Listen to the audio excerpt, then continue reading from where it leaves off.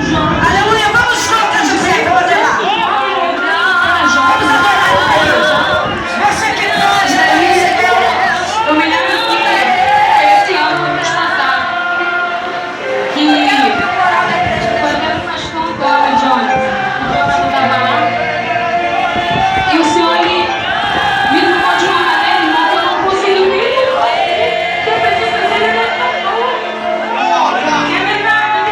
Há muito tempo que não tinha presença de Deus e Deus me performou. E eu me lembro que tinha uma jovem que estudava. O irmão falou assim: quem quer ter oração, quem quer aceitar Jesus, faz a terra se alegrar. Ingrid, o nome dela. E eu falei assim: Ingrid, tu tá na igreja? Eu não entendi muito o que ela quis dizer. Eu falei assim: acho que não pode ficar no meio, tá? E quando ela foi chamando lá pra frente, ela caiu. E morreu. Eu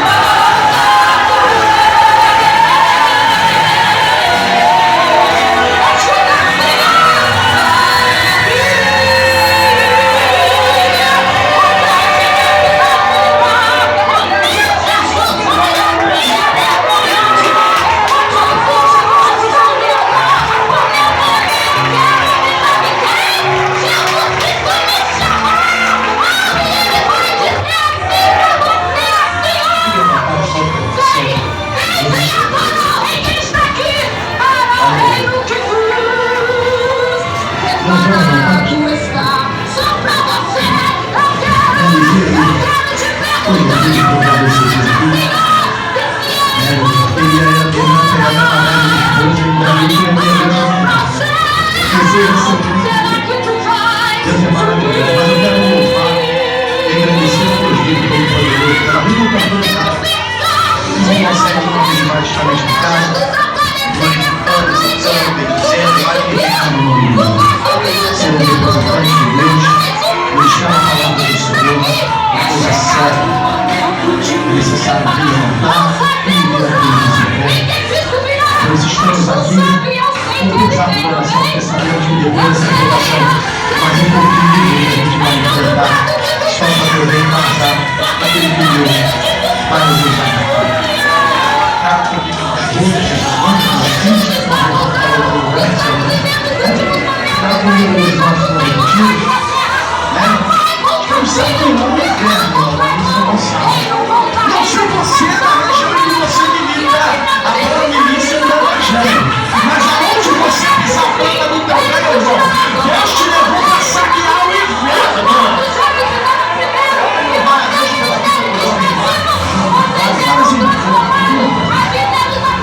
Parece que não foi esse dia que sou problema. Esse tem motivo de misericórdia também.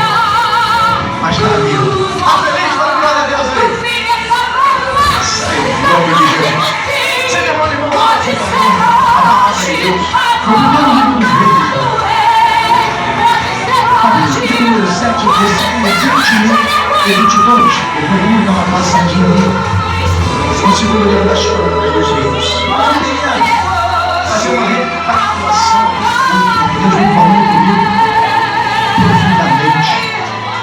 Eu estava ali sentado, aquela jovem ali é Raquel Rangel.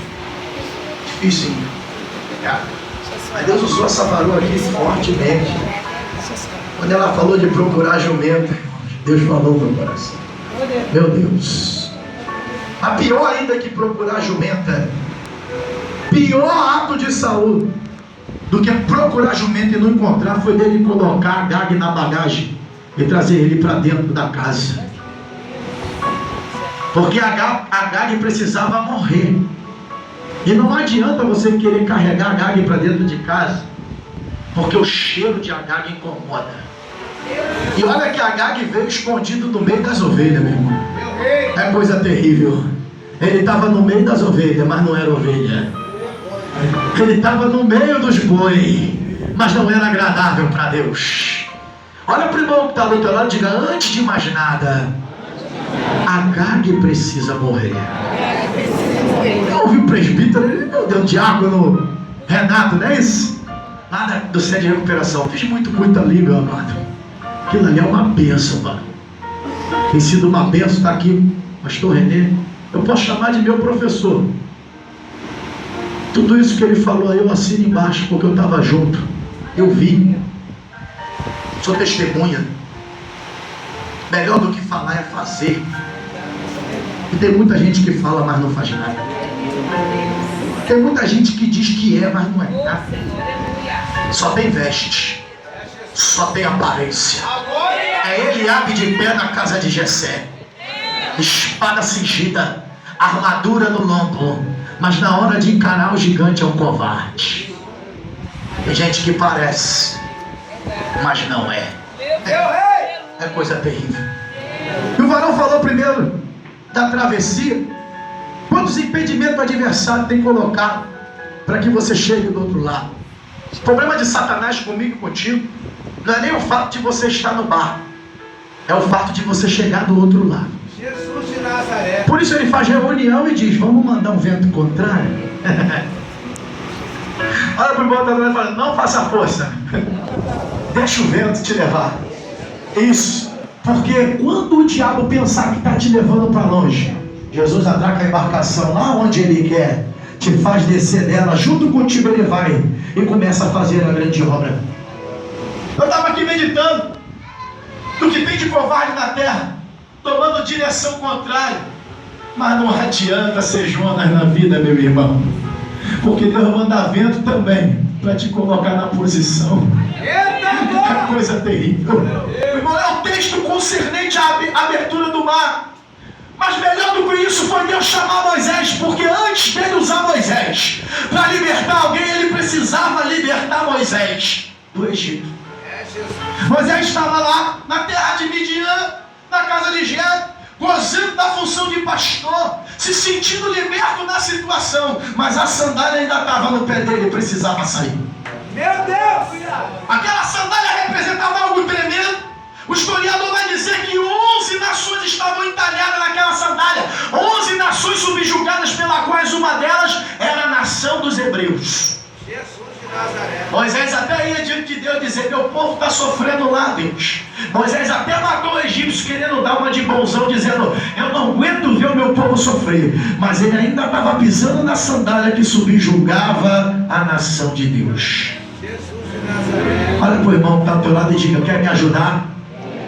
Para de pisar em mim. Deus veio palestrando no meu coração. Meu Deus! Aleluia! E não adianta dar uma de hipócrita, porque de tempo em tempo você calça sandália, porque de vez em quando você guarda ela no armário e gosta muito de lembrar: vou botar ela no meu pé, porque eu acho que eu sou melhor do que ela. Aleluia! A bonde da Galileia. Bom. Vai ser 2 minutinhos só. Isso. 2 minutinhos só que eu preciso. Bem rápido. Porque eu já ouvi muito, já são quase 5 horas. 2 minutinhos no relógio de Acais. O relógio da Acais precisa de sombra para andar. Precisa do som para poder fazer a hora. Então, não tem como acompanhar ele agora. Amém? Primeiro livro dos Reis de Israel, capítulo 7, versículo 21 e 22. Depois vamos dar um pulinho aí em 2 Crônicas.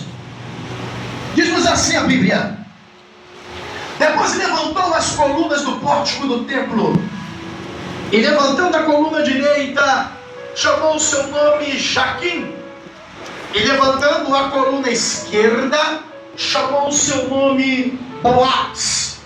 E a cabeça das colunas estava a obra de lírios. E assim acabou a obra das colunas. Vem comigo aqui para 2º livro de Crônicas, capítulo 4, do versículo 11 ao 17. Então compartilharemos o que Deus ministrou ao nosso coração. 2º livro das Crônicas dos Reis de Israel, capítulo de número 4, versículo 11, está escrito: também Irão fez as caldeiras e as pás e as bacias. Assim acabou Irão de fazer a obra que fazia para o rei Salomão na casa de Deus. As 2 colunas e os globos e os 2 capiteis sobre as cabeças das colunas e as 2 redes para cobrir os 2 globos dos capiteis que estavam sobre a cabeça das colunas, e as 400 romãs para as 2 redes, 2 carreiras de romãs para cada rede, para cobrirem os 2 globos dos capiteis que estavam em cima das colunas. Também fez as bases e as pias por sobre as bases, o mar e os 12 bois debaixo dele, semelhantemente os potes, as pás, os garfos e todos os seus vasos. Fez Irão Abiú ao rei Salomão para a casa do Senhor de cobre purificado, na campina da onde? Na campina da onde? Pois fundiu na terra? Na terra? Na terra? Na terra? Pode fechar a tua Bíblia se quiser e me empreste um pouco da sua atenção. Aleluia! Desde quando Deus, como já foi falado aqui, ouvi o clamor do seu povo no Egito, Deus só tinha uma única e exclusiva intenção: é levantar o seu servo Moisés, e se não fosse ele, seria outro, para tirar o teu povo do Egito. A única intenção do Senhor era de voltar os olhos da nação de Deus de volta para Ele. Vou repetir. A única intenção do Senhor era de fazer a nação tornar a entender que eles tinham um Deus que é todo poderoso e que nada pode frustrar os seus pensamentos, nada pode parar os seus planos, nada pode impedir o seu agir. A única coisa que Deus queria era que Israel, era que os hebreus, era que Judá e todas as demais tribos se lembrassem e voltassem a sua atenção para Ele. Logo assim, Deus levanta Moisés, com certeza, mas adiante de Moisés, para que fique bem claro que quem guia é Deus. Durante o dia, Deus levanta uma coluna de fumaça, pregador. Durante a noite, uma coluna de fogo. Porque a única coisa que Deus queria era que o povo voltasse a sua atenção para Ele. Por quê? Porque quando nós estamos com os olhos do Senhor, a fofoca não nos para. Quando nós estamos com os olhos do Senhor, a calúnia não nos para. Quando nós estamos com os olhos do Senhor, a prova não nos para. Haja vista que em Atos dos Apóstolos, Estevão está pregando com ousadia, autoridade. Mas alguém se levanta e começa então o mártir daquele pregador. Pegam algumas pedras, começam a atirar no pregador. Mas o pregador não se preocupa com a pedra. O pregador não se preocupa com a dor. Porque os teus olhos estão fitados no Senhor. E a única coisa que o pregador consegue dizer não é para de me tacar pedra porque está doendo. Não é para de me perseguir porque está doendo. Não é para de falar de mim porque está me machucando.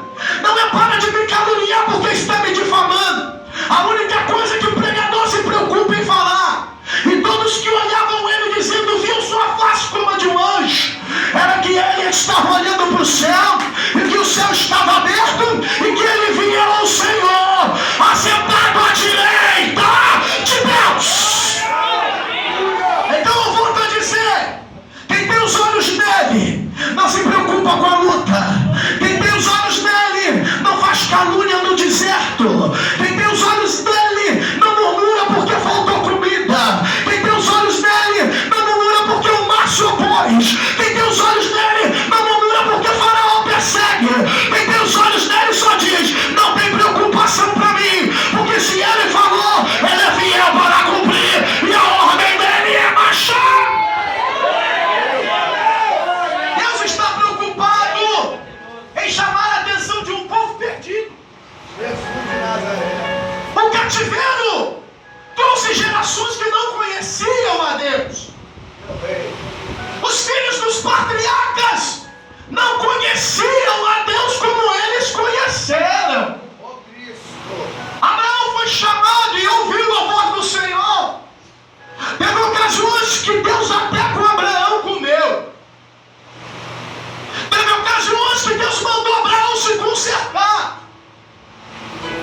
Abraão, anda em minha presença. Isso é perfeito, ou seja, se conserta e abre as portas de novo para o meu espírito entrar. Deus andou com Jacó, prosperou em terra alheia, a ponto do homem deitar na tua cabeça para dormir na madrugada e ver uma escada posta. Repita comigo, posta. Posta na terra. Para quem não sabe, o termo em hebraico original para esta palavra posta é Mutzavi. E o seu significado original é firme, inabalável. A escada de Deus, quando vem para a nossa vida, ela não vai oscilar, ela vai estar firme, inabalável, e não tem quem possa remover.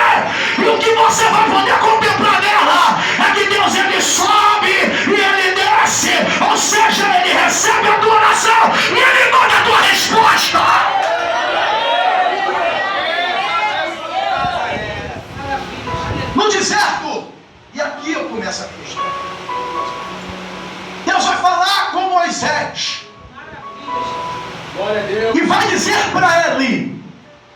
monta para mim uma tenda. Monta para mim um tabernáculo. Por que, Senhor? Porque eu quero descer no meio do meu povo. Jesus de Nazaré. Quem crê que ele está aqui hoje? Quem crê que ele está aqui hoje? Quem crê que ele está chocando? Quem sei que ele está passando aqui, como as jovens dançaram aqui, dizendo ele está passando, ele está. Eu estava ali sentado, a única coisa que eu consegui ouvir era uma voz suave e aquele hino nos meus ouvidos assim: quero ser como criança. Não sou levita, mas esse hino está desde o princípio da vigília nos meus ouvidos. Te honrar pelo que és, estar em tua presença e acreditar em ti. Olha só que mistério. Mas às vezes sou levado pela vontade de vencer, torno-me independente. É aqui que a gente falha. Deixo de simplesmente crer. Vocês não estão entendendo? Deus não quer que você tire os olhos dele. Quando o Senhor chamou Moisés para o deserto, capítulo 5 do livro do Êxodo, vai dizer que Moisés e Arão vão se apresentar diante de Faraó. Eu já vou chegar onde eu tenho que chegar, não vou demorar. Mas eles estão diante de Faraó e eles têm uma mensagem do Senhor. Ei, querido, a tua direção quem dá é Deus. É Deus. Não reclame por conta da luta que você passa, porque se tu é servo de Deus, quem está dando direção é Ele. Então o caminho que tu está passando, ainda que você esteja sofrendo, é Deus que quer que você passe por algum propósito e algum motivo. Então Moisés e Arão foram diante de Faraó e disseram: deixa ir o meu povo, caminho do deserto. Eu falei caminho da onde? Da onde? Deserto. Se Deus está libertando, vai levar o povo para o deserto, pregador. Mas era a escolha de Deus. E tem mais! Tem mais! Para que me celebre uma festa. Festa no deserto, pastor René? Hã? No deserto, festa, mano? Tipificando o Paulicinho lá na prisão daquele jeito? Deus vai dar uma ordem a Moisés. Moisés faz um tabernáculo, constrói para mim uma arca, e eu descerei sobre ela. A arca representará a minha presença. Parece que eu posso ver Deus tendo um diálogo aberto com Moisés, dizendo: Moisés, aqui em off, deixa eu falar uma coisa para você, o povo precisa muito ver. E já que o povo é dependente de ver, coloca uma arca lá e diz que eu estou em cima da arca. Quando o povo entender que aquela arca representa a minha presença, Moisés, o povo não vai ter dificuldade de seguir.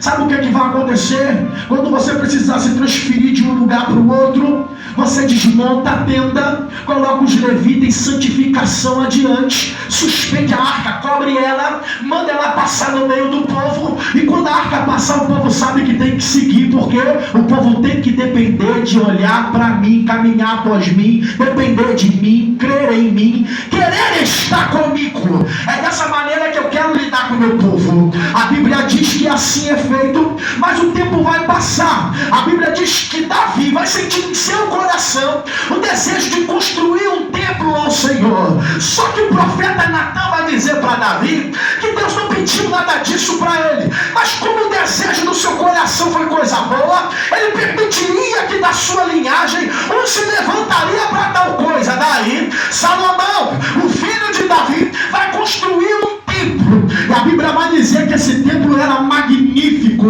era glorioso. O que Salomão houvera feito foi coisa tão tremenda, que era difícil de se entender naquela época, de como um templo, de como uma obra, de como uma edificação pudesse ter tamanha glória. A Bíblia vai dizer agora que em aprovação pelo que Salomão havia feito, a glória de Deus, a Shekinah, vai descer naquele lugar e vai aprovar a obra das mãos de Salomão. Daí para diz que Salomão vai mandar colocar 2 colunas do lado de fora, na porta do templo. Eu falei do lado da onde, irmão? Da onde? É por aí. Porque aparecer aqui dentro é fácil. Meu Deus.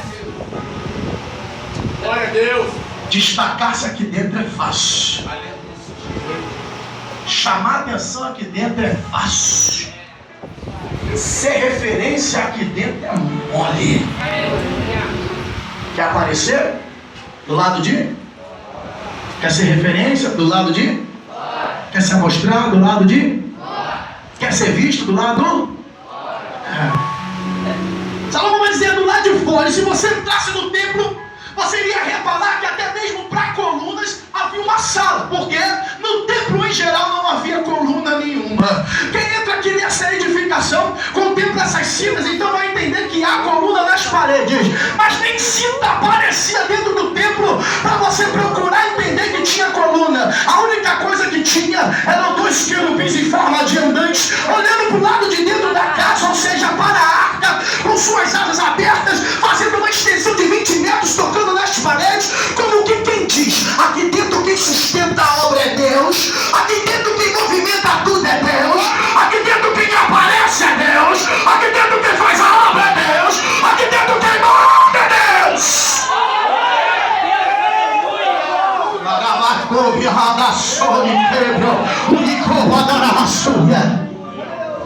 Falou aqui sobre Itália.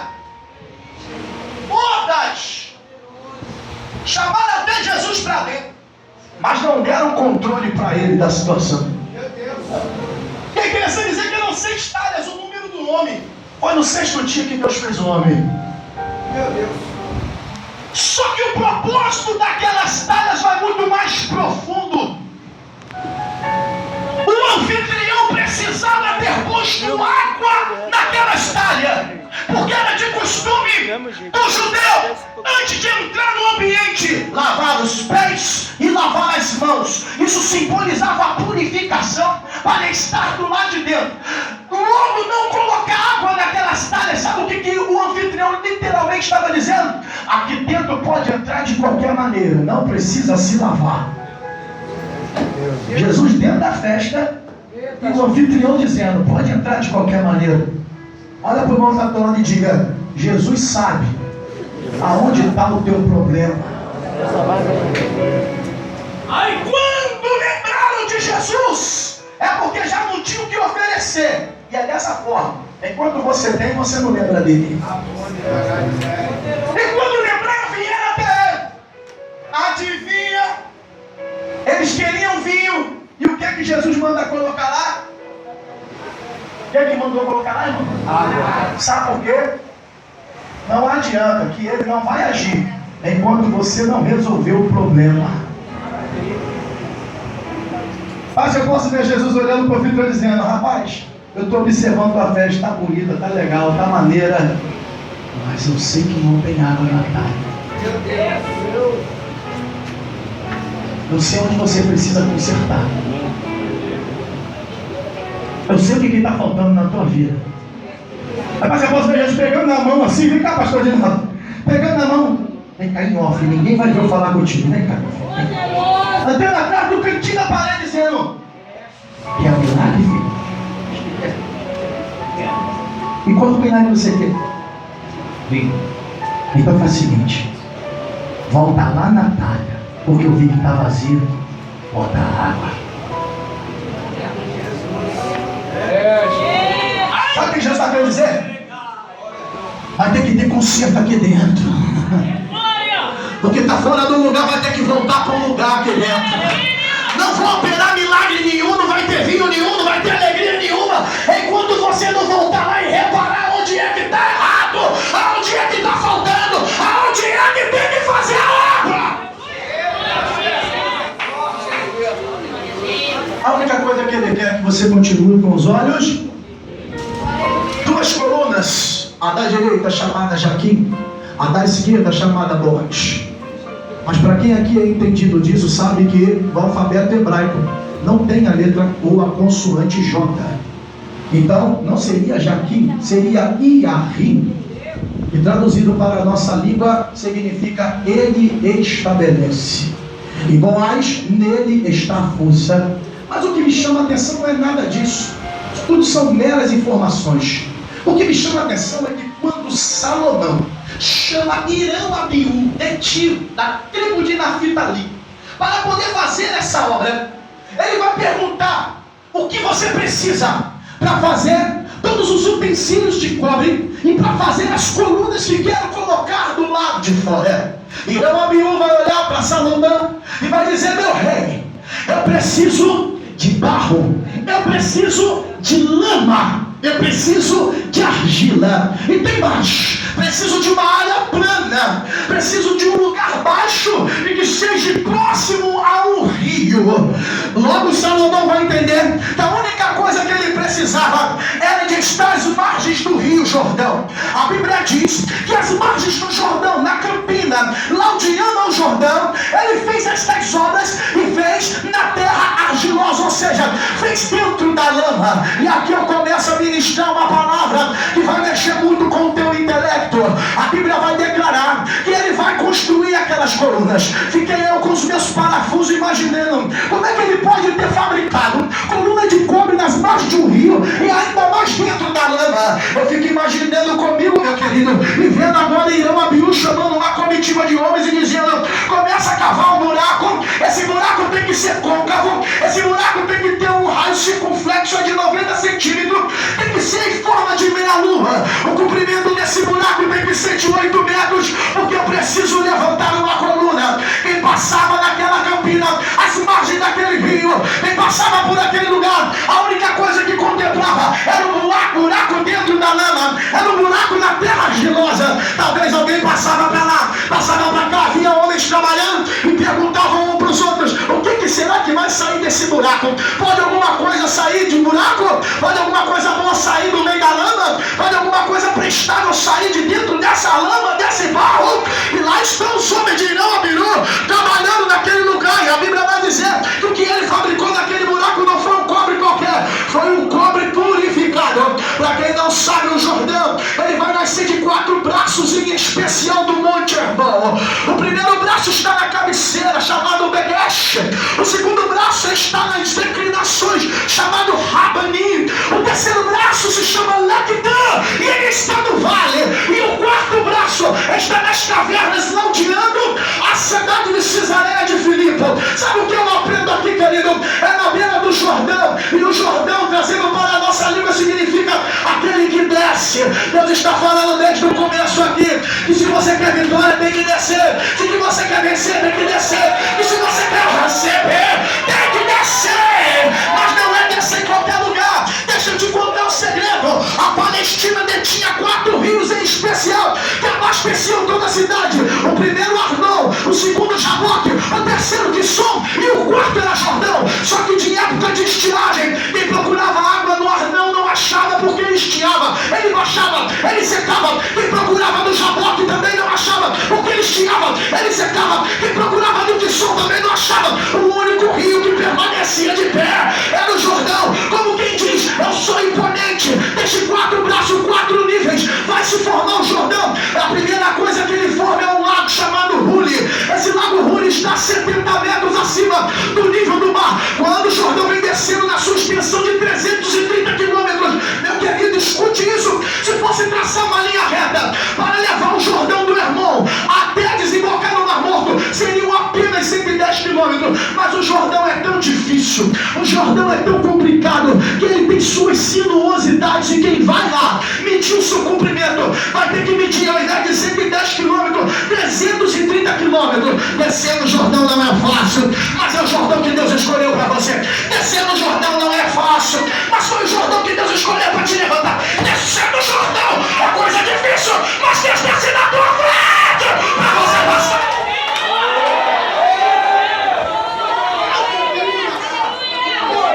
Estou falando de Jordão, e se você parar para analisar, é um rio que simboliza muita coisa. Foi no Jordão que Josué desceu para atravessar. Foi no Jordão que a capa de Elias foi tocar e ele abriu. Foi no Jordão que também a capa passada para Eliseu tocou de volta e ele passou. Foi no Jordão que Jesus foi batizar. Foi no Jordão que João Batista, com dura pregação, batizava. Então é no Jordão que Deus quer que você passe. Não escolha Quisson, porque Quisson seca é fácil de atravessar. Não escolha Jaboque, porque Jaboque seca é fácil de atravessar. Não escolha Arnão, porque Arnão seca é fácil de atravessar.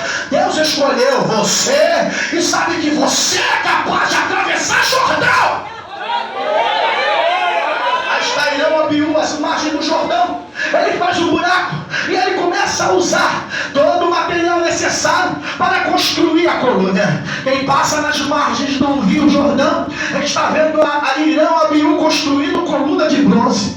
E parece que eu posso ver, quando a coluna é purificada, ele começa a esfregar o barro, ele começa a esfregar bem firme o barro, e depois ele joga a água do Jordão. E parece que pode parecer que acabou ali, somente esfregar barro e somente jogar água. Não, começa assim então a ouvir o barulho dos martelos dos ferreiros, começa assim então a ouvir o barulho de toda sorte de ferramenta. E quem passa ali só escuta barulho, quem passa ali só vê calamidade, só vê fumaça subir por causa do fogo, e só vê barulho de água, e só vê os respingar de lama, e só vê barulho de metal. Talvez alguém está passando laudeando pelo Jordão da tua vida, talvez alguém está passando laudeando pelo Jordão da tua história, e a única coisa que consegue ver é fumaça subindo, a única coisa que consegue ver é a lama respingando, a única coisa que consegue ver é o barulho dos martelos te moldando. Mas não se preocupa, quem passa para lá e para cá te vendo deitado na horizontal do Jordão, não sabe que daqui a pouco Deus vai te colocar de pé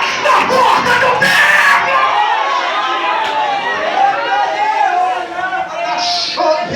Deus vai te tirar da lama, Deus vai te tirar do barro, Deus vai te tirar das margens do Jordão e vai te colocar na porta do templo como referência. Quem passa para lá e passa para cá está vendo uma simples coluna sendo fabricada na horizontal. Eu falei na horizontal. Posição de humilhação, posição de derrotar. É desse jeito? Posição de desprivilegiado, posição de pequeno, posição de humilhado. Hoje eles podem até te ver assim, mas eles não sabem que você está apenas na forma, e a forma vai te levantar. Alagachore, canto, ragaçulha. Deus vai te levantar. Escuta comigo aqui. Escuta isso. Quando ele levantou as colunas, ele mandou colocar na porta do templo, é coisa tremenda. Pelo horário de meio-dia aproximadamente, quando o sol nascia naquela cidade, em Jerusalém, ele se posicionava, se direcionava para a porta do templo. Todo o raio de luz refletia na porta do templo. E aquelas pessoas que estavam imigrando para Jerusalém, os prosélitos, os judeus ortodoxos e os demais, zelotes, hasidim e os demais, eles estão migrando nas estradas em épocas festivas. E durante a noite precisavam de um ponto de referência para saber onde é que está a presença de Deus. Durante o dia aquelas colunas absorviam todo o calor do sol. E quando anoitecia, escurecia, aquelas colunas permaneciam acesas. Logo quem vinha de muito longe, e se de repente no meio do caminho perdesse a direção, era só olhar para o monte, aonde estava edificada Jerusalém, e se contemplava duas colunas acesas, dizendo: pode vir, que aqui tem presença de Deus. Pode vir, que se depender de mim você não vai se perder. Sabe o que Deus está falando comigo aqui? Ele quer te levantar como referência da presença. Escuta aqui. Olha que mistério da coluna. Alguns eram bem supersticiosos. E quando chegavam na porta do templo, eles ficavam lá esfregando a mão na coluna. Olha para o irmão que está atrás e fala: não fica me adulando não. Assim, quando Deus me levantar, diga, quando Deus me levantar, tu Por favor, não fica me adulando, porque a adulação vai manchar o meu brilho. Quem tem a presença e está na posição não precisa ser adulado, meu irmão, porque o brilho que está em você não te pertence, pertence a Ele. Isaías capítulo 60 vai dizer: levanta-te e resplandece. Resplandecer significa refletir aquilo que não te pertence. Levanta e resplandece, porque já vem chegando a tua luz. Ou seja, se já vem chegando é porque ela não é própria, ela está sendo fornecida por conta de algum mérito. Ou seja, você se posicionou, Ele te concedeu a luz, e essa luz brilhou em você, e você se transformou em referência. Mas não fique aceitando a adulação, porque cobre que é cobre não aceita ser tocado. Porque se o homem toca para adular, para esfregar, para dizer: você prega muito, você faz muito, você é muito, logo fica manchado e não presta mais para brilhar nada. Ainda bem que eu fiz. Vacilar e manchasse a coluna, sabe o que tinha que fazer? Irão Abiú tinha que aparecer de novo e tinha que dizer: prepara a forma de novo. Por que não? A coluna aceitou a adulação, está pretecida para purificar. Tem que arrancar da posição que ela está e deitar ela de novo no barro.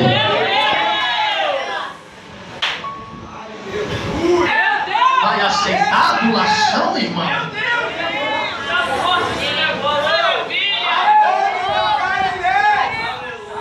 E repito, sobre as cabeças das colunas haviam capiteis, 2,40 metros de diâmetro, com globos acima. Escute isso. As colunas eram ocas e foram depositadas redes sobre os globos, e em cada coluna foi colocada 200 romãs enfileiradas. Eu falei: como? Como? Porque tudo que é para fazer para Deus tem que ser organizadamente. Enfileirado representa organização. E em segundo lugar, uma coisa de cada vez. Para Deus não se faz nada bagunçado. Se for fazer na bagunça, é melhor nem fazer, porque não presta. Escuta isso. É quando eles estavam formando a coluna, e a coluna estava deitada. Eles estavam formando as redes e todo mundo podia ver a obra. Mas quando as redes foram colocadas sobre os capitéis e sobre as colunas, e quando levantaram as colunas, hoje eles podem estar passando por você e querer medir o teu ministério, medir a tua unção, medir se você prega, se não prega, se tem, se não tem. Hoje eles estão fazendo isso, mas espera só um pouquinho, que vai chegar a hora de Deus te levantar. As colunas tinham 8 metros de comprimento. Quem passava embaixo olhava para cima e não conseguia captar o que estava em cima da coluna, não conseguia ver que tipo de obra tinha em cima. Sabe o que é isso? É quando Deus não te levanta, todo mundo quer te julgar, todo mundo quer dizer que você é frio, é morno, ou está faltando alguma coisa no teu ministério. Mas depois que Deus te levantar, irmão, eles vão passar e não vão conseguir ver, eles vão bater e não vão conseguir derrubar. Mas quem está acima da coluna, quem levantou a coluna, quem erigiu a coluna, quem escolheu a coluna, quem chamou a coluna, olha de cima para baixo e diz: está me agradando, continua de pé, continua de pé, continua.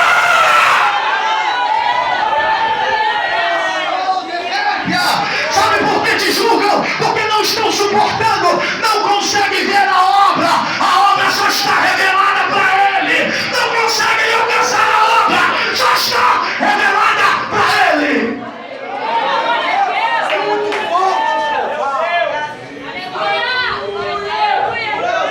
Romãs, vamos falar delas aqui.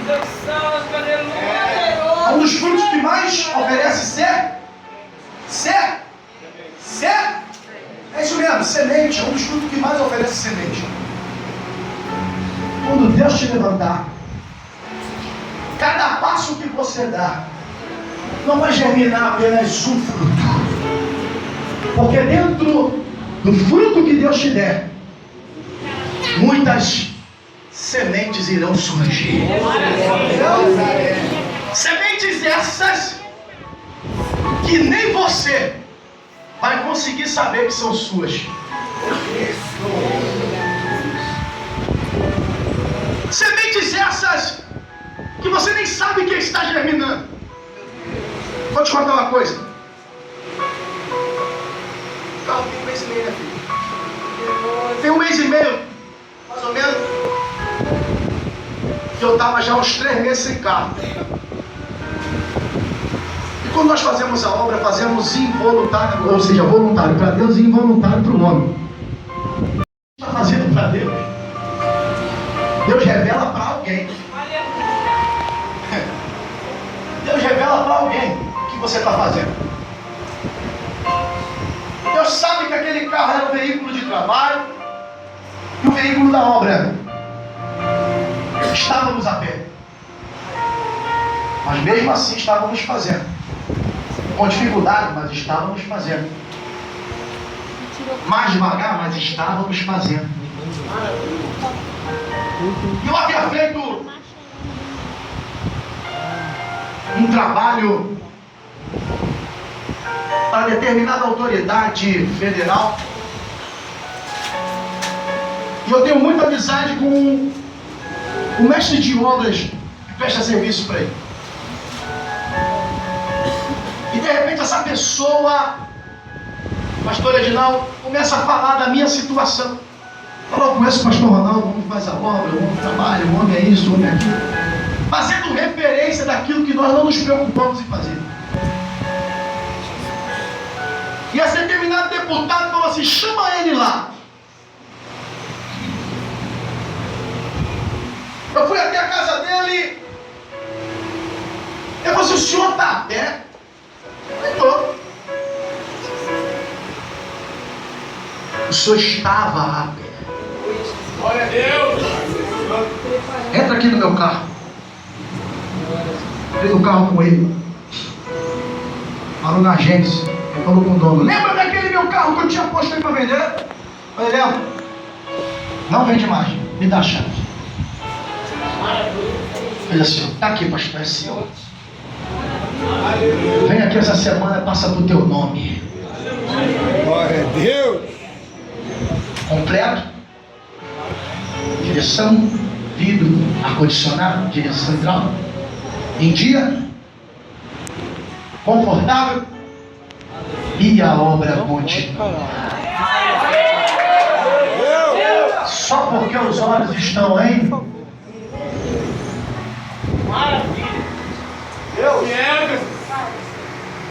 se os teus olhos estiverem nele, os olhos deles também estarão em você. A obra do templo foi feita. O templo foi derrubado 3 vezes. 586 a.C. Nabucodonosor II cedia Jerusalém e derruba tudo. Sabe o que ficou de pé do templo? As colunas. O templo é reedificado por Neemias.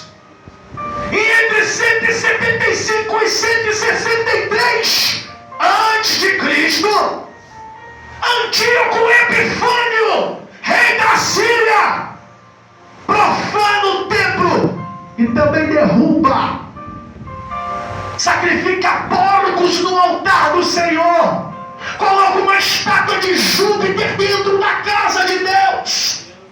Sabe o que ficou de pé? Glória seja dada ao teu nome. Aleluia! Herodes Antipas reedifica o templo com mais glória do que os outros 2 antecedentes, só para agradar os saduceus que lideravam o sinédrio. Agora Jesus vem, e eu tinha dito aqui que o templo é referência dele. Agora vem Jesus, se põe diante daquele templo E parece que eu vejo alguém dizendo: tá vendo, mestre, como é que ficou mais glorioso do que o primeiro? Tá vendo como é que ficou mais bonito do que o primeiro? O povo já estava aceitando. Esfrega na coluna. Jesus olha para o templo, olha para o povo e diz: em verdade vos digo que não ficará pedra sobre pedra. Sabe o que Jesus está querendo dizer?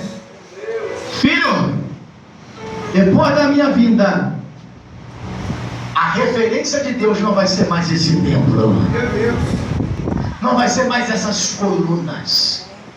Vocês vão ter que parar de olhar para o templo e começar a olhar para a cruz. Jesus vai dizer também: derruba, e em 3 dias eu reedifico. E alguém achando que é um tempo feito de pedra.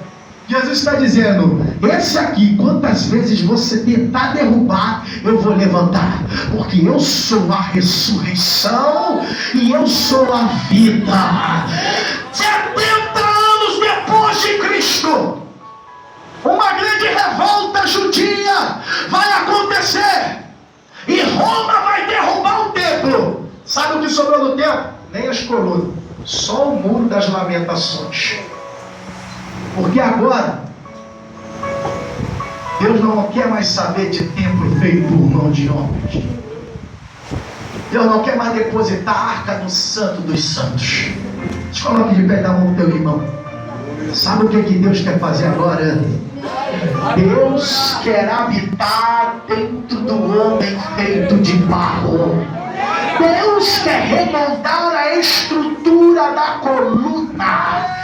E para isso, em Atos dos Apóstolos, ele envia o Espírito Santo, e isso como promessa perpétua. E eu tenho que vos declarar que a única coisa que eu quero falar com esta mensagem, com este anúncio, é que o Espírito Santo está em nosso meio, só para te fazer referência da presença de Deus.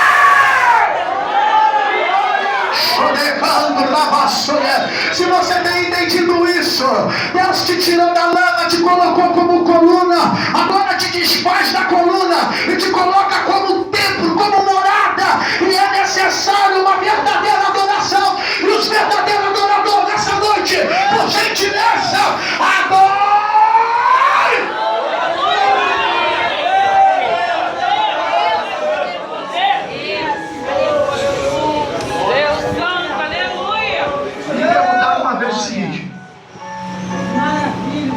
Pastor, o que é melhor para o senhor? Uma igreja cheia ou uma igreja vazia? De repente, alguns vão dizer assim, né? Lógico, né? Aí eu falei: depende do cheio que você está falando.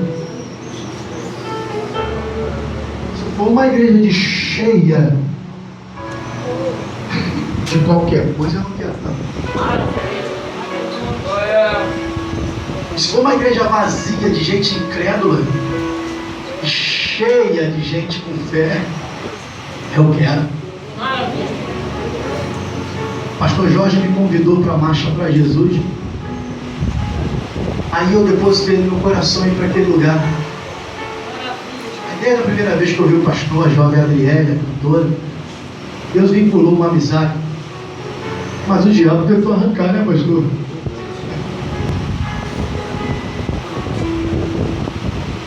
Sabe por quê, irmão? Porque isso que você está fazendo aí incomoda o inferno. Glória a Deus! E eu vou orar pela tua vida hoje. Você pode fechar o corredor.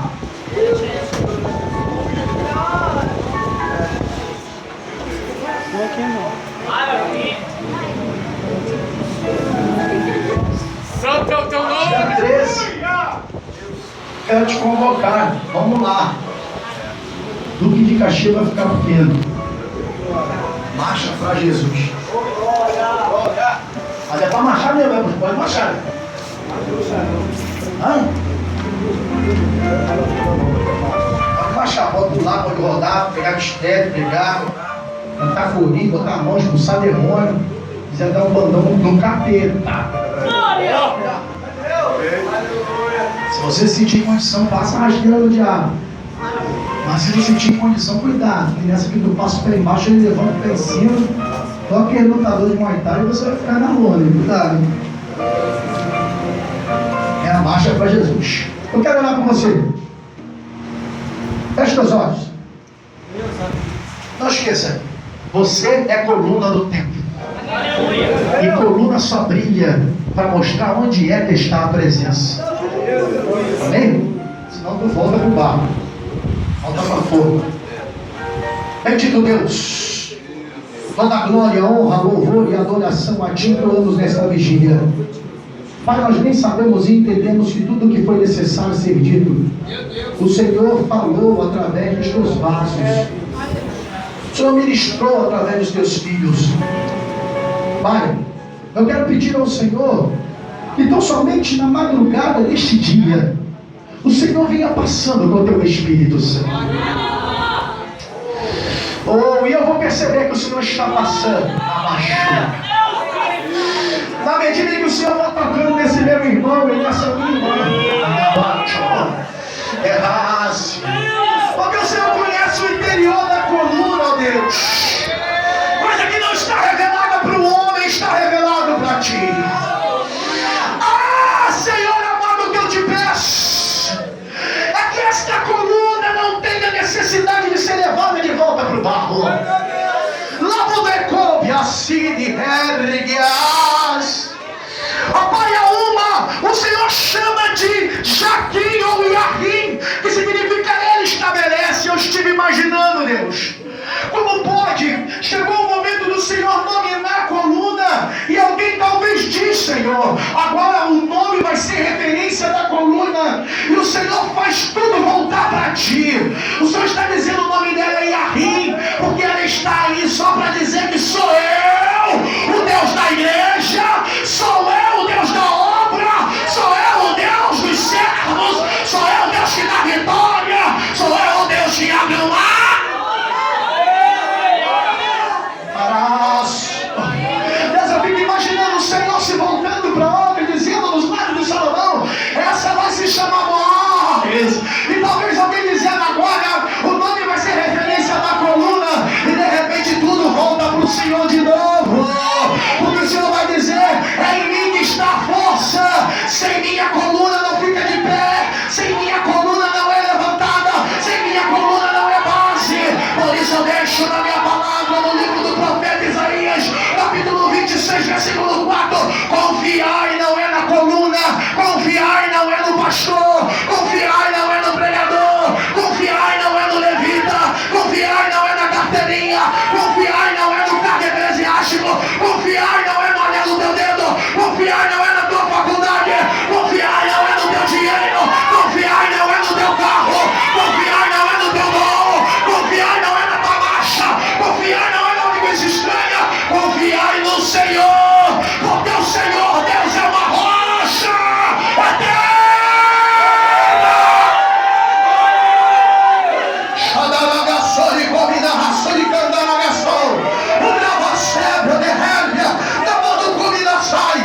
Por isso, Deus, traz de volta a confiança ao coração do meu povo, mas não é confiança nas coisas seculares, porque, ó Pai, a tua palavra me manda buscar em primeiro lugar o reino de Deus. É reino de Deus. Quem faz justiça é o Senhor, porque o Senhor é juiz. Quem dá vitória é o Senhor, porque o Senhor é o rei. Por isso, buscai em primeiro lugar o reino.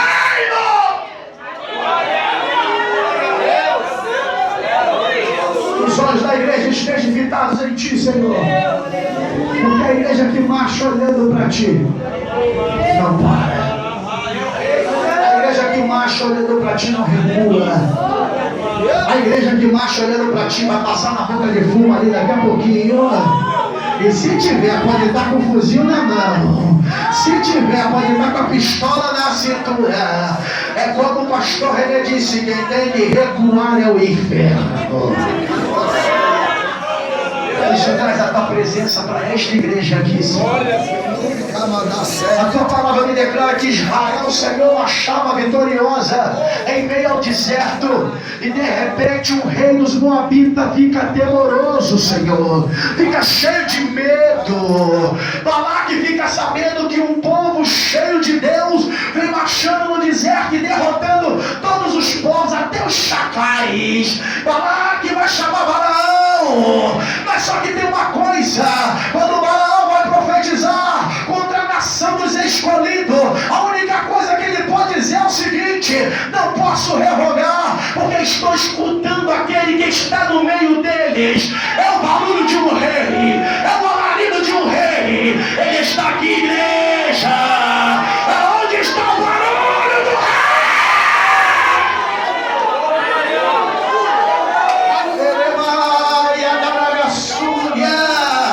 O inimigo querendo ouvir o brado de derrota de Israel, e ele mesmo vai ter que declarar com seus lábios: ninguém vence esse povo, ninguém pode com esse povo, ninguém consegue contra esse povo, porque é o povo escolhido de Deus. Assim, Deus, eu te peço, e a igreja que a ti, ó Pai, serve, e a igreja que a ti honra, e a igreja que a ti adora, glorifica o teu nome neste momento, em nome de Jesus. E organiza a boca. Livro de Jeremias, capítulo 18. Diz assim a palavra do Senhor. A palavra do Senhor que vem a Jeremias dizendo: dispõe-te e desce à casa do oleiro, e lá ouvirás a minha palavra. Desci à casa do oleiro, e eis que ele estava entregue suas obras sobre as rodas, como um vaso que o oleiro fazia de barro, se estragou na mão e tornou a fazer dele outro vaso, segundo ao bem lhe pareceu. Fecha a Bíblia. A Bíblia Sagrada vem nos dizendo aqui que Deus vai dar uma ordem: Jeremias, essa casa, e veja o oleiro trabalhando. Quando o Senhor está falando isso para Jeremias, Jeremias tem um ouvido bem atento. Mas o que eu vejo hoje em dia, aqui na minha geração, os ouvidos estão até atentos. Deus manda descer, mas difícil é ele querer descer, porque ele só quer ficar no alto. Meu Deus, não deram glória. A palavra do Senhor está dizendo assim: Jeremias, desce a casa do oleiro e veja o oleiro trabalhando. Mas o mal da minha geração é que quando está no alto, Deus manda descer, não quer descer. Deus manda fazer outro vaso, não quer refazer. O Senhor está dizendo assim: desce. Mas Jeremias está ouvido atento, está descendo. E ele vai ver o oleiro trabalhando. Mas é interessante que a palavra do Senhor vai dizer que no capítulo 19, o Senhor vai mandar ele ir lá, os anciões, os sacerdotes, e comprar o vaso. Mas só que o vaso que ele vai comprar, o botilho que ele vai comprar, está todo. O mesmo vaso que ele veio, ele viu trabalhando, agora ele foi comprar. Só que o vaso está todo. Tem muito vaso que está precisando ser refeito dentro da casa do Senhor. Tem muito vaso que precisa entrar na roda do oleiro para ser refeito. Porque o vaso hoje em dia é só ligar a maquininha que está refazendo, já está fazendo o vaso pronto. Agora não tem mais trabalho para fazer vaso. A palavra do Senhor está dizendo: Jeremias, desce. Jeremias está descendo. Mas se o Senhor falar assim para você hoje, dessa casa do oleiro, será que você está disposto? Século 21. O vaso nunca quer descer. Está aparecendo em muitos DVD. Está aparecendo em muitos outdoor. E quando o Senhor fala assim: filho, é preciso descer, ele fala assim: não, o Senhor me levantou, como é que o Senhor vai mandar eu descer de novo? Ei, meu filho, tenha ouvido atento, porque o Senhor está mandando nessa noite você descer a casa do oleiro. Jovens, de 100% jovens, 90% era jovem, 90% era jovem. E daí, eu me lembro que foi esse ano, foi mês passado, que quando era o pastor Antônio, o Jonathan estava lá, e o Senhor, ele me tomou de uma maneira, irmão, que eu não consegui nem louvar ele, porque a presença dele era tão boa. Que é verdade, às vezes a gente fica muito tempo sem sentir a presença de Deus e acha que é normal, não é verdade?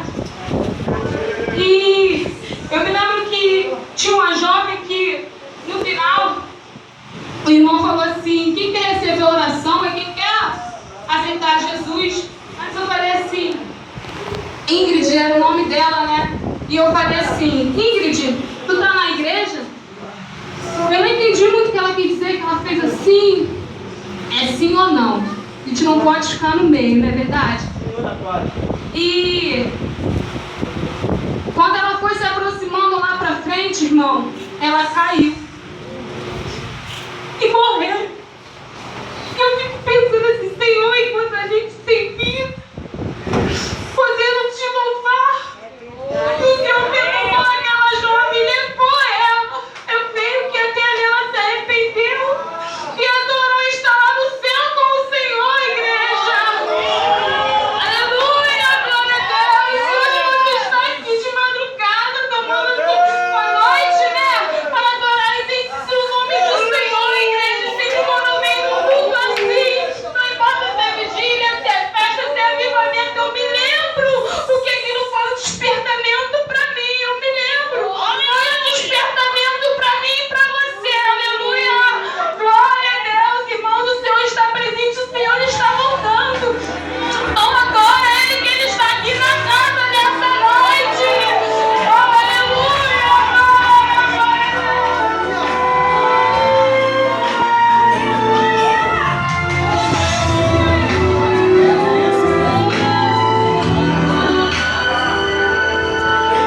a qualquer momento iremos ouvir o som da trombeta soar. Os crentes remidos de todas as nações ouvirão a trombeta soar. Aleluia! A igreja de Cristo vai reconhecer quando aquela trombeta soar. O arrebatamento vai acontecer quando o som da trombeta soar. Dia de grande dor e de muita aflição, para Cristo se preparar, aleluia. Dia lindo de glória, aleluia. Para aqueles que esperam o Senhor. Quantos estão esperando agora? E pode ser hoje a volta do Rei. Pode ser hoje a volta do Rei.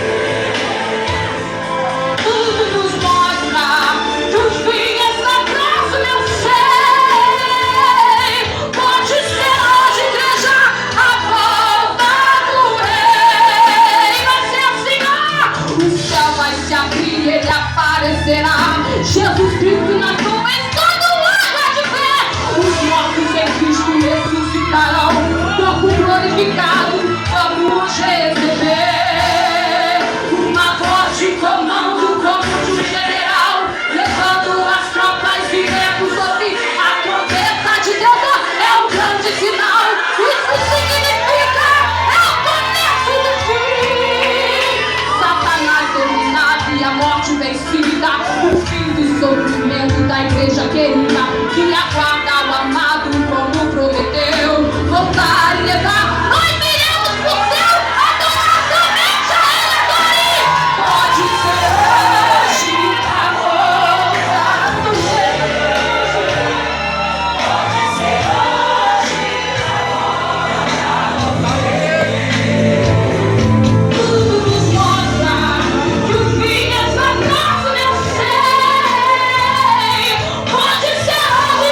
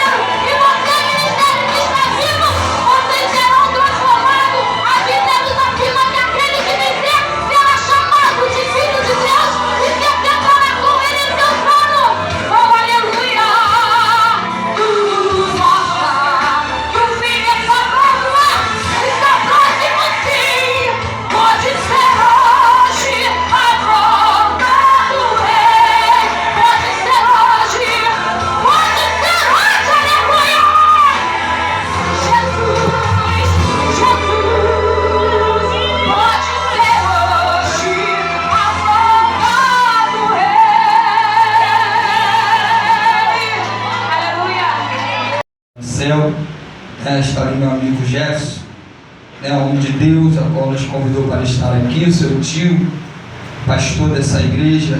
Deus abençoe, a qual esteve lá pregando lá na minha vigília, homem de Deus, né? Deus abençoe todo o ministério, toda a igreja. Quem está vivo da glória? Passou nem do tempo. Quem está vivo da glória? Eu creio que eu não saí de Caxias, né? Para poder chegar na igreja, né? Fria, né? Aqui só tem crente pentecostal, não tem? Se tiver aí, dá glória para Deus aí.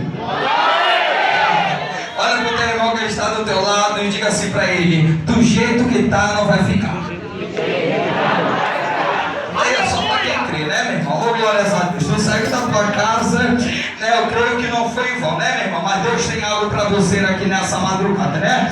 Oh, glórias a Deus. Deus arranjou aqui vários vasos, né? Oh, glórias a Deus. Mas o que eu glorifico e muito me entristeço aqui, eu glorifico a Deus porque Ele usa os vasos da casa. Mas o que eu mais me entristeço aqui é porque tem vaso que fica sentado esperando o outro pegar na mão dele para poder dar lugar. Aí acaba dando lugar na emoção e acaba caindo, quebrando cabeça por aí, batendo na parede.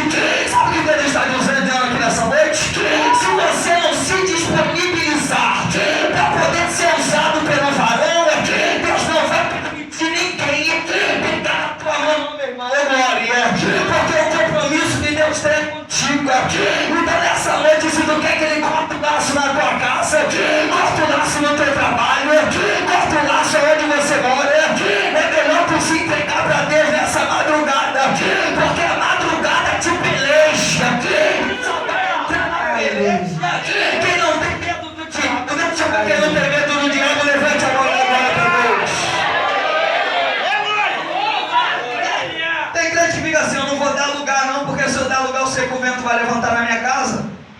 Tem que dizer assim: não vou abrir meu coração para Deus não, porque se eu for vaso de peleja, o vento vai soprar na minha casa. Eu vou dizer aqui um negócio: o diabo vai te perseguir você dando lugar ou não dando terra.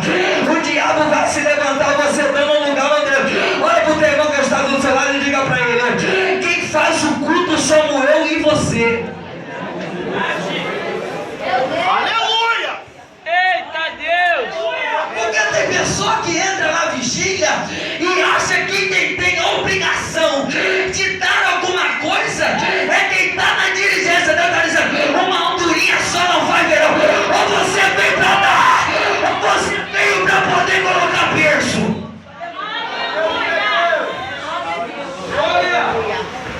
É, meu irmão. É bem verdade que tem crente aqui que veio com o sapato furado, com a mesma roupa que tu viu ontem. Mas o que interessa a Deus aqui nessa madrugada é se ele está cheio de unção. Estava ontem. Tem pessoa que perde uma hora no espelho, mas não se preocupe uma hora em buscar a presença de Deus para se encher. Deus está dizendo: essa maquiagem aí não vai durar muito tempo não, que daqui a pouco o varão vai te pegar. Essa posse de pregador não vai durar muito tempo, porque o varão vai te pegar. E eu falei com Deus: sair daqui renovado. Eu sou crente de Deus, daqui a pouco eu vou lá fora, pulo aqui, mas eu quero sentir a presença de Deus. Quem vem comigo dando glória?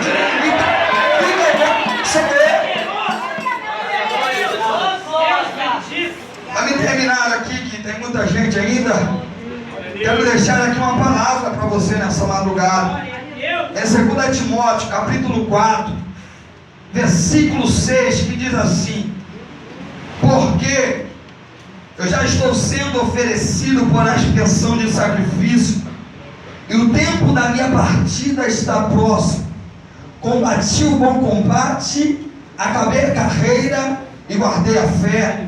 Desde agora a coroa da justiça me está guardada, a qual o Senhor justo juiz me dará naquele dia, e não somente a mim, mas também a todos os que amarem a sua vinda. Procura vir ter comigo depressa, porque Demas, diga comigo, Demas me desamparou, amando o presente cego, e foi para Tessalônica, Crescente para Galácia, e Tito para Dalmácia. Glórias a Deus. Estamos aqui, irmão, diante de uma palavra bastante poderosa.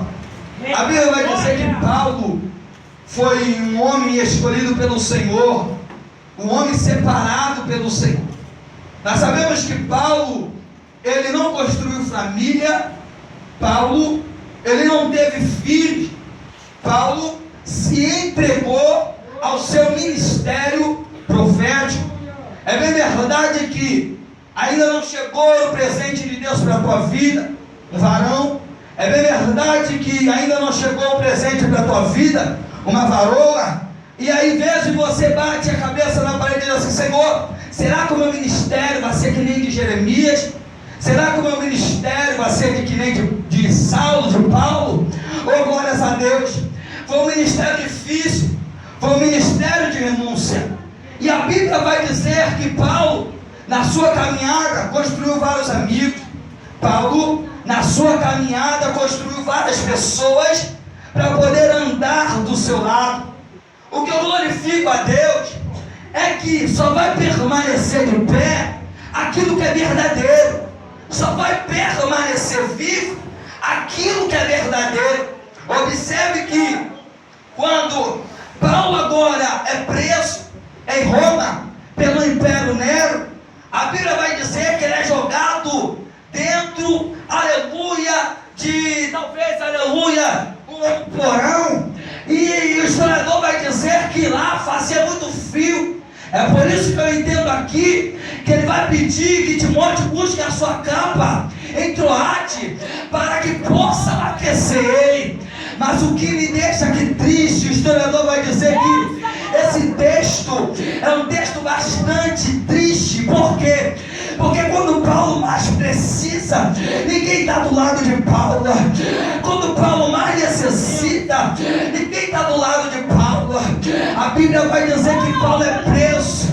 Chega o teu momento de ser julgado. Amarram a mão de Paulo, amarram o pé de Paulo e coloca Paulo sentado numa cadeira na frente de todo mundo. E Paulo olha para o lado, não vê ninguém. E Paulo olha para o outro, não vê ninguém. Quem está com Paulo? Ninguém. Cadê Lucas? Cadê Tito? Cadê Tíquico? Cadê todo mundo? Ninguém está com Paulo. Mas a Bíblia vai dizer que chega para Paulo e vai dizer: chegou a tua hora, Paulo. Paulo se entristece, porque vê que no meio ele consegue muitos amigos, mas quando chega no final, ninguém está com Paulo. Mas a Bíblia vai dizer que Paulo olha para a direita, olha para a esquerda, meu amigo Jefferson, olha para o lado, não vê ninguém. Ele só tem a última coisa a fazer: o quê? Olhar para o céu. Enquanto está dizendo acabou para tu, Paulo, ele está dizendo acabou nada. Por que não acabou para tu, Paulo? Porque combati o bom combate, acabei a minha carreira e guardei a minha fé. Sabe o que Jesus está dizendo aqui nessa noite? Pode até prender o teu braço, a tua perna, mas quem for crente fiel não se contamina com o manjar do rei e não nega Jesus por um prato de lentilha. Paulo está dizendo: eu perco o meu ministério e a minha vida, mas a minha salvação não perco. Paulo está dizendo: pode até me prender, mas o meu Jesus eu não vou negar. Oh, ele é baraxanda lá, meu terra. Sabe o que Jesus está dizendo aqui? Oh, glórias a Deus. Para me terminar, a Bíblia vai dizer agora sobre um obreiro, aleluia, que deixa Paulo. Que obreiro é esse? Demas. A Bíblia vai dizer que Demas deixa ele. Você vê lá em Colossenses que Paulo vai chamar Demas de um grande cooperador. E aleluia, no Filemão, aleluia, em Colossenses ele já vai mudar e vai chamar ele só de Demas. A Bíblia vai dizer, oh glória, a Bíblia vai dizer agora que, aleluia, Paulo se entristece muito. Por quê? Porque Demas vai abandonar Paulo quanto mais ele precisa. E para onde Demas vai? Para a igreja de Tessalônica. ou de Tessalonicenses. Que igreja era essa, Jefferson? A igreja onde não tinha governador. Aleluia. E fechar. Era a igreja, aleluia, era uma cidade aonde não tinha governador. Demas vai para lá. Sabe por quê? O pecado. Sabe por quê? A igreja está enchendo. É porque tem muita igreja aceitando a atitude de Demas dentro da casa. E Deus está dizendo: Demas é apenas obreiro. Quando o pastor fala, ele tem que abaixar a cabeça. Mas tem Demas que está mandando na igreja. Enquanto a vara estiver firmada, Demas tem que procurar, aleluia, cidade, igreja, aonde não tem governador, porque isso aceita. Sabe o que Deus está dizendo aqui para nossas vidas nessa noite? Passa o que você passar, mas não abandona a tua casa por nada. Sabe por quê? Porque Deus nunca vai chegar atrasado dele e dizer assim: meu ministério está atrasado. Por acaso Deus atrasa em alguma coisa? Se ainda não chegou, é porque não é o tempo. Não, mas vem para a minha igreja que eu vou te oferecer isso. Deixe isso para lá. Porque não adianta crescer para fora e não crescer por dentro. Alexandre, Paulo disse para Timóteo: ó, eu repreendi ele aqui. Se for para ir, repreende também. Sabe por quê? Porque senão vai acabar contaminando. Sabe o que Jesus está dizendo? É melhor tirar do teu lado, senão a tua raiz vai acabar sendo contaminada.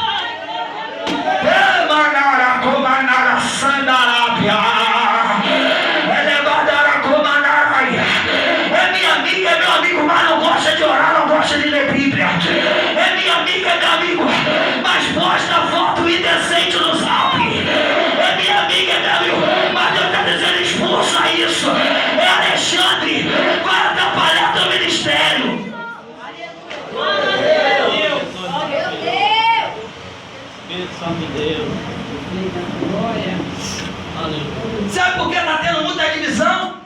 É porque tem pessoa que tem medo de perder Alexandre. Prefere perder o ministério do que Alexandre. É melhor tirar Alexandre do teu lado hoje. É melhor tirar Alexandre do meu lado hoje.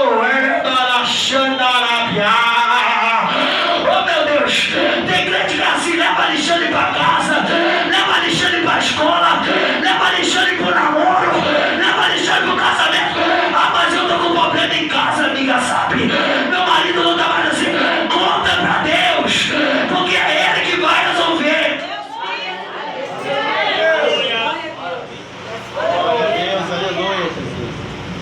Deus está dizendo nessa noite: é noite de nós fazermos um check-up no nosso ministério.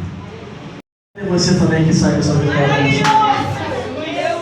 Gostaria de deixar para sua meditação, rapidamente, o primeiro livro do profeta Samuel, capítulo de número 4, e o versículo de número 21 e o versículo de número 22. Vai dizer assim a palavra do Senhor: mas chamou ao menino e acabou, dizendo: foi-se a glória de Israel, porquanto a arca de Deus foi levada presa, e por causa de seu sogro e de seu marido. Versículo 22. E disse mais: de Israel a glória é levada presa, pois é tomada a arca de Deus. Olha para mim.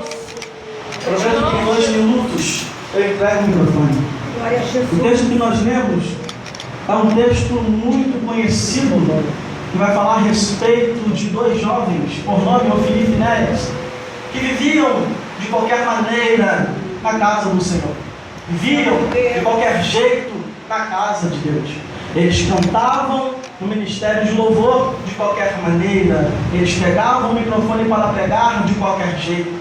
A Bíblia vai dizer que um belo dia eles resolvem aceitar o desafio dos filisteus, porque os filisteus eles viviam em constante guerra, em constante aflição e tribulação, perseguindo o povo de Israel, procurando ocasião para a peleja. De repente a Bíblia vai dizer que Ofni e Finéias, eles decidem ir até o encontro dos filisteus para poder pelejar com eles. Nessa decisão que eles tomam, eles pegam a Arca da Aliança. A Arca da Aliança era um objeto de madeira de citim, de aproximadamente 1,10 metros de comprimento, 70 centímetros de altura e 70 centímetros de largura. A Bíblia vai dizer que era um objeto feito de ouro por fora e de ouro por dentro. A Bíblia vai dizer que em cima da Arca da Aliança tinham 2 querubins. A Bíblia vai dizer que a arca representava nada mais, nada menos do que a presença de Deus. A Bíblia está dizendo que quando eles decidem por si próprios enfrentar os filisteus, eles pegam a Arca da Aliança e começam então a usar a Arca da Aliança como uma espécie de amuleto. Ora, a Arca da Aliança não foi feita para ser usada como um amuleto, ela foi feita para estar dentro dos templos. A Bíblia vai dizer agora que quando eles decidem pegar a Arca da Aliança e sair para a peleja,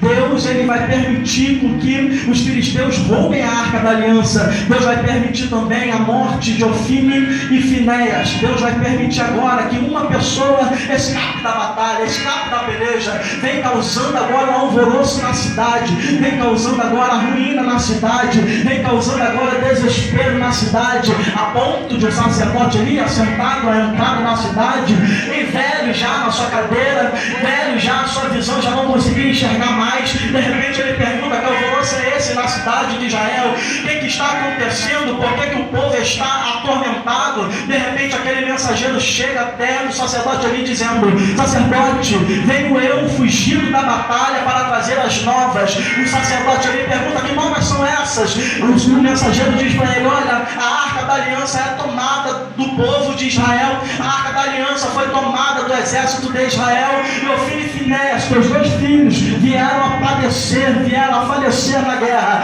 Ao receber essa notícia, o sacerdote ali, ele cai da sua cadeira para trás e vem a morrer. A Bíblia vai dizer que a mulher de Finéias estava grávida. Ao receber a notícia que seu sogro, que seu marido, que seu cunhado havia morrido, ela começa então a sentir dores de partos e tem a dar luz ao menino. De repente as mulheres que estavam ali diz para ela: tem de bom ânimo, esforça-te, porque tu deste a luz ao menino varão.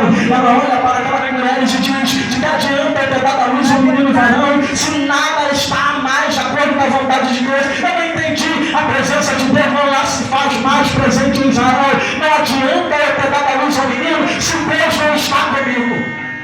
A Bíblia vai dizer que de repente ela, no seu último fôlego de vida, olha para o menino e diz: eu vou registrar esse menino, mas eu vou registrar para que Israel lembre-se desse dia. Qual é o nome do menino que você vai colocar? Na tradução de João Ferreira de Almeida corrigida, vai dizer Daí Tabor. Na atualizada vai dizer Daí Icabode. Na versão King James vai dizer Daí Icavode. Mas o importante é que todos elas significam uma coisa: Israel está sem a glória de Deus. Israel está sem a presença de Deus. Mas a Bíblia vai dizer de um homem chamado Samuel, que estava próximo ao sacerdote ali, aprendendo como se deve se portar dentro dos templos, aprendendo como se deve conduzir o povo de Deus, aproximar-se de Deus. A Bíblia vai dizer que quando este homem recebe a notícia que Israel está sem a glória de Deus, ele reconhece que sem a glória de Deus eles não são nada. Eles reconhecem que sem a presença de Deus eles não vencem batalha. Eles reconhecem que sem a presença de Deus não tem vitória.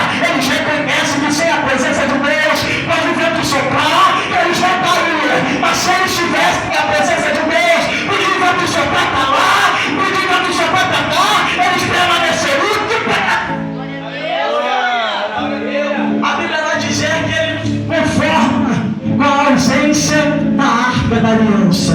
Ele entra para o templo, ergue as suas mãos e começa a clamar da seguinte forma: Deus, traz a arca de volta. Você pode repetir comigo? Repita: Deus, traz a arca de volta. Mais uma vez: Deus, traz a arca de volta. A Bíblia vai dizer que enquanto Samuel está clamando para que a arca de Deus voltasse para Israel, ela está passeando na terra dos filisteus, causando ruínas. Naquela mesma noite, os filisteus levaram a arca da aliança para dentro do templo de Dagom. Para onde? Dentro do templo de Dagom. Para quem não sabe, Dagom é o Deus que, para eles, era o Deus da fertilidade, era o Deus da previdência. Para, segundo os filisteus, era o Deus que previa a chuva, mas nós sabemos que o nosso Deus é o Deus que faz todas essas coisas. E para quem não sabe também, da metade para baixo era Deus, e da metade para cima era homem. A Bíblia vai dizer que eles pegam agora a arca da aliança, colocam próximo à estátua de Dagom, e vai dizer que naquela noite eles saem do templo, trancam a porta, e ouve-se o barulho, ouve-se o ruído, até que dentro de suas mentes eles imaginam que Dagom está pisando na arca da aliança. Oh, glória a Deus! Mas quando eles abrem o templo, eles veem Dagom prostrado diante da arca da aliança. Segundo naquele momento que diz a palavra do Senhor, que é fala de Deus, fala de Yahvé, fala de Jeová. Não existe outro Deus, não existe salvação. Antes dele nenhum Deus fez e nenhum dele depois haverá. A Bíblia vai dizer agora que eles prontamente endireitam a arca da igreja, endireitam a estátua de Dagom diante da arca da aliança, porque os filisteus não poderiam saber do que havia acontecido. Mas a Bíblia vai dizer que novamente, quando eles saem do templo, ouve-se um ruído, ouve-se um estranho. Quando eles abrem o templo, quando eles abrem a congregação, eles veem agora Dagom não somente curvado, e sim quebrando diante da estátua da aliança, ou seja, diante da arca da aliança. A estátua de Dagom está despedaçada diante da arca da aliança. O que você está querendo dizer com isso, meu período? O que eu quero dizer nesta noite é que você já comeu, você já recebeu da parte de Deus, mas algo não foi profetizado para você nesta noite. Não foi profetizado para você a presença de Deus. Profetizar bênçãos é fácil. Profetizar vitória, quem não quer vitória? Profetizar que essa situação que você está vivendo vai mudar é moleza. Tudo isso é uma atitude de fé. Mas sem fé é impossível agradar a Deus. Sem fé é impossível agradar a Deus. Mas a Bíblia também vai dizer que a fé sem as obras ela é morta. O que eu quero dizer com isso é que você pode ter fé, você pode ter atitude, você pode ter obras, mas se você não tiver a presença de Deus, nada disso vai valer. Aleluia, te amo. Quando Samuel está clamando pela presença de Deus, a arca da aliança está passeando na terra dos filisteus, causando-lhe estragos. Que estragos são esses? Estava ferindo os homens filisteus de hemorroida. E eles olham que a arca da aliança agora não é algo benéfico para eles. Eles tomam uma atitude: vamos tirar esse negócio daqui. A Bíblia vai dizer que durante 7 meses a arca da aliança passou na terra dos filisteus, causando-lhe ruínas. E durante 7 meses o profeta Samuel estava clamando pela volta da presença de Deus. Enquanto Samuel está clamando no templo, de repente os filisteus chegam com a arca da aliança, colocam no meio do arraial, e entra o mensageiro no templo e interrompe a oração de Samuel, dizendo que os filisteus estavam ali. Samuel sai prontamente para o arraial e vê que os filisteus trouxeram a arca da aliança de volta para Israel.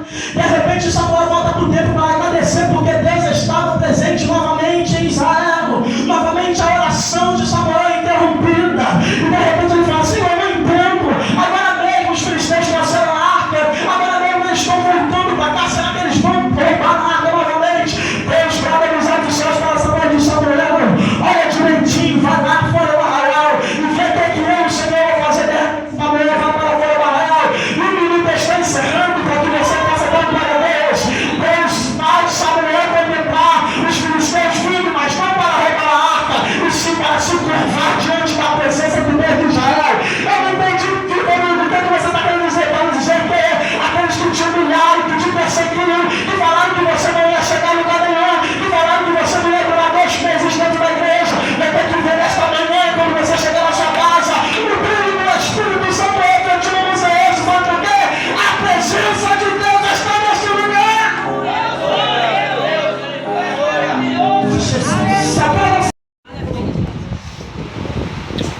poderoso.